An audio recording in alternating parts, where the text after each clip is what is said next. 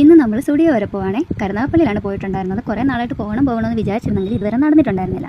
ഇന്ന് പിന്നെ ഞാനും ആൻറ്റിയും പാറും മാമനോട് അങ്ങ് പോയി. ഇവർക്ക് കുറച്ച് ഷോപ്പിങ്ങിനായിട്ട് പോയതാണ്. നല്ല വെയിലായിരുന്നു, നല്ല ചൂടും ഉണ്ടായിരുന്നു. എന്തായാലും നമ്മൾ സ്റ്റുഡിയോയിലെത്തി.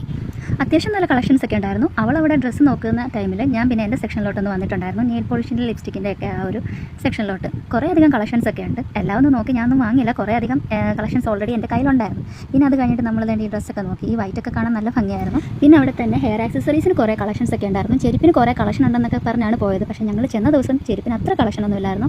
കുറച്ച് കാര്യങ്ങൾ അവിടെ ഇങ്ങനെ സ്കാറ്റർ ചെയ്ത് കിടക്കുന്നതാണ് കണ്ടത്. അന്നത്തെ ദിവസം അത്ര വലിയതില്ലായിരുന്നു. പിന്നെ തന്നെ എനിക്ക് ഈ yellow and this white frocks ഒത്തിരി ഇഷ്ടപ്പെട്ടിട്ടുണ്ടായിരുന്നു. നല്ല ഭംഗിയായിരുന്നു. പക്ഷേ വാങ്ങിയൊന്നുമില്ല. പിന്നെ നമ്മൾ പിള്ളേരുടെ സെക്ഷനിലോട്ട് പോയി. അവിടെ എന്തെങ്കിലും ഉണ്ട് ഇഷ്ടപ്പെടുവാണെങ്കിൽ എടുക്കാമെന്നൊക്കെ കണ്ട് 13-15 അല്ല ഇത് ഇതിൽ എഴുതിയിട്ടുണ്ടാക്കി 11 12 13 14 ഞാൻ എടുത്തത് 13 14. സോ ഇതെനിക്ക്